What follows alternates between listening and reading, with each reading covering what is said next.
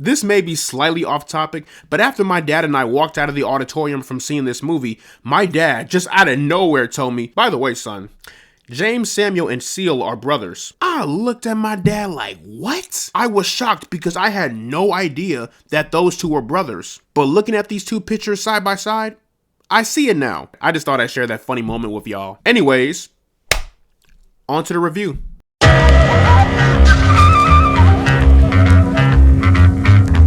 So The Book of Clarence is a brand new film directed by James Samuel, and it stars Lakeith Stanfield, R.J. Cyler, Caleb McLaughlin, Omar Sy, and James McAvoy. A down-on-his-luck man struggles to find a better life for his family while fighting to free himself of debt. Captivated by the power and glory of the rising Messiah, he risks everything to carve his own path to a divine life, ultimately discovering that the redemptive power of belief may be his only way out. My first introduction to James Samuel was with The Harder They Fall, and I thought that was an incredible film. So here we are now in 2024 with his sophomore debut film, The Book of Clarence. And I gotta tell you guys, this man James is currently 2-0. Everything about this film was just captivating, compelling, and just flat out entertaining. First and foremost, I love the story, like absolutely. The story, it's simple, but yet at the same time very thought-provoking. So you have this man who is in debt and in a pretty shitty situation, and he wants to get himself out of debt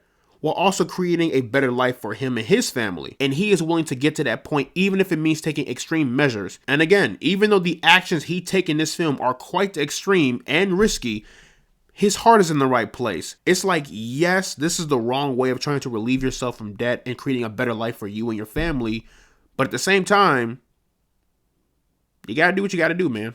But the story is very engaging and it really has you at the edge of your seat, rooting for Clarence. I noticed some folks online were saying that the story was all over the place, it didn't feel cohesive or whatnot.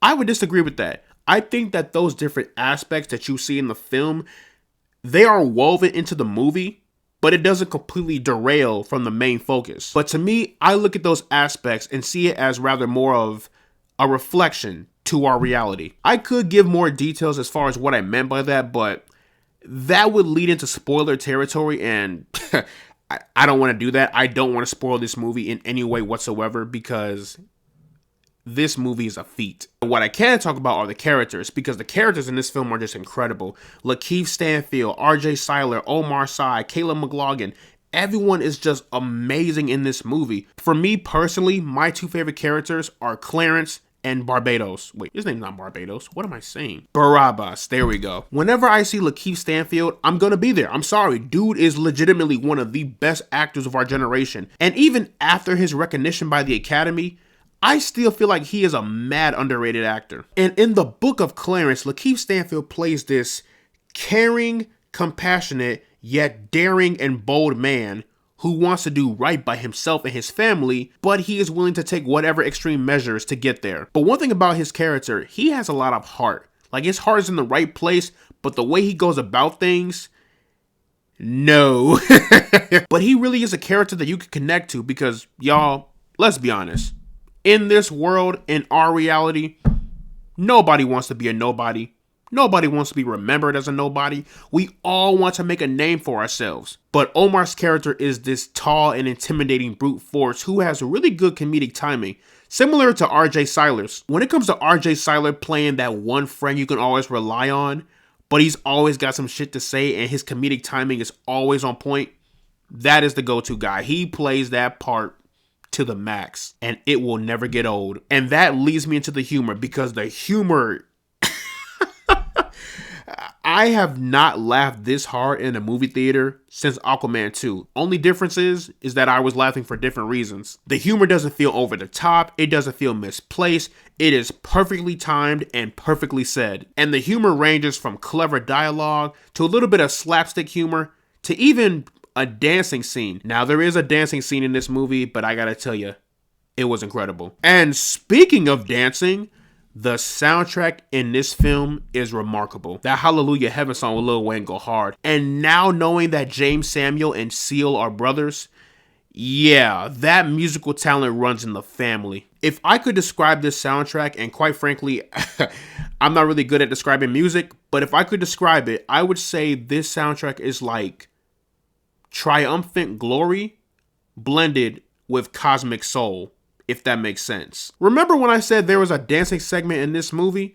Believe it or not, the song that plays during that segment is Nights Over Egypt by the Jones Girls. And I gotta tell you, they did that song justice. Like they really, really did.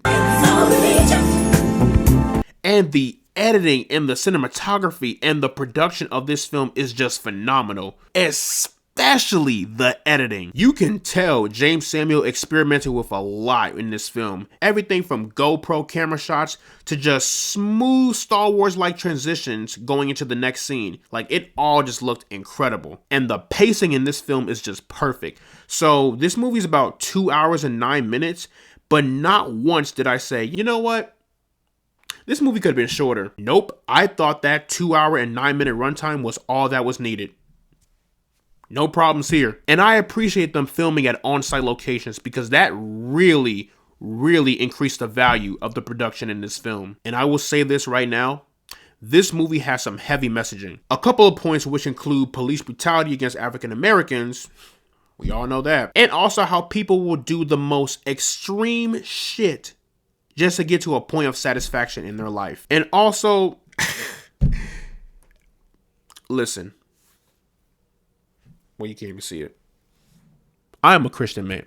Wow, it just slipped right on my finger. I am a Christian man, okay? To all my fellow Christians, this movie is not a mockery of Jesus Christ and Christianity as a whole. No, it is not. And I already know this video is going to get a lot of hate, and honestly, I'm fine with that. But in the end, y'all, the Book of Clarence is one for the books. I had a fun time. My dad had a fun time. It was riveting. It was engaging. It was intense. It was hilarious. And honestly, my dad and I, we're just waiting for James Samuel's next project because 2 for 0.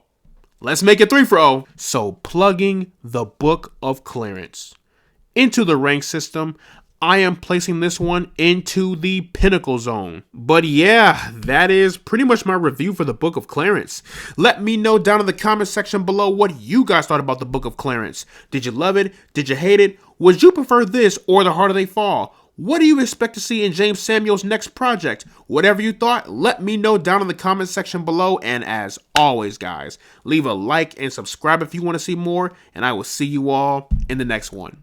After working up the nerve, almost equal in size, I walked around with the iron for any wrinkle in time. I paid a piece of my mind for every nickel and dime, but never less than a 5 and never slept on a job. A killer crept on your squad, yet never left the garage, where your guide was close enough to see the flesh of his eyes. Get to the button and press, it's what the message advised. What's the threat behind the message where the testament lies?